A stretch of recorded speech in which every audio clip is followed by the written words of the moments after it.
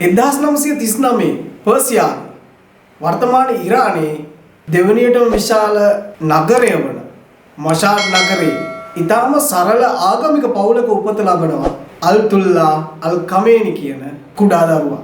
එම කුඩා දරුවා ආගමික පසුබිමත් සමග හැදී වැඩි හිටියෙකු බවට පත් වෙනවා. 1979 ඔහු ඉරානයේ දෙවැනි නායකයා බවට පත් වෙනවා.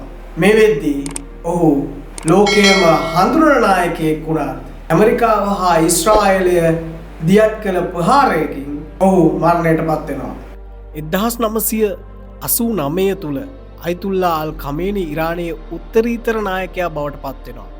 1979 විප්ලවයෙන් පසු ඔහු රටේ දෙවැනි නායකයා බවටත් පත් වෙනවා. අයතුල්ලා අල් කමේනි ප්‍රධාන වශයෙන් කුරාණය හැදෑරූ අතර වයස අවුරුදු 11 දී පූජකයෙකු බවට පත් වෙනවා. එකල බොහෝ ආගමික නායකයින් මෙන්ම ඔහුගේ කාර්ය ආධ්‍යාත්මික මෙන්ම දේශපාලනික එකක් වෙනවා.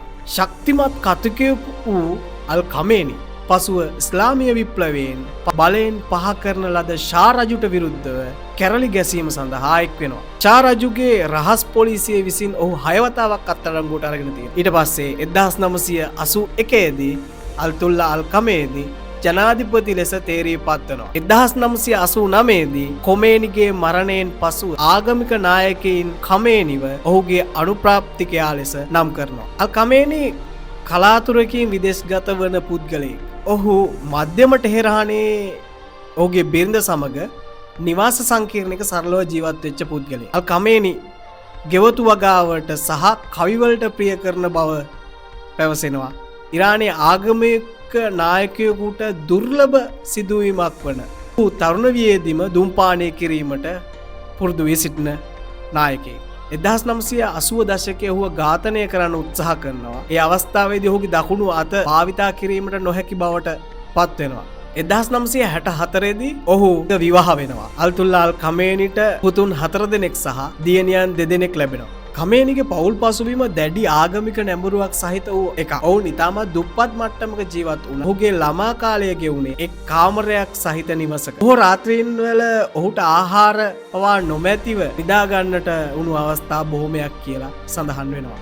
ඔහුගේ මව වූ ඛදීජා ඉතා උගත් සහ භක්තිමත් කාන්තාවක්. ඇයත් ආගමික පවුලකින් පැවතෙන කාන්තාවක්.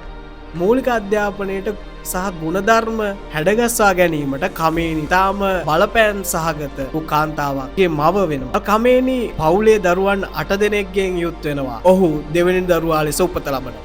කමේනි පවුලේ පරම්පරාව සලකා බැලීමේදී ඔහු මොහොමඩ් නබිතුමාගේ පරම්පරාවෙන් පැවතෙන බව විශ්වාස කරනවා. ඒ නිසා ඔවුන්ට සෙයියද් යන ගෞරව නාමයෙන් හඳුන්වනු ලබනවා. කෙසේ නමුත් මෙම බලවත් නායකයා ඇමරිකානු සහ ඊශ්‍රායලය එකතු වී සිදු කරන ලද ප්‍රහාරයෙන් මේ වෙද්දී මරණයට පත් වී අවසానයි.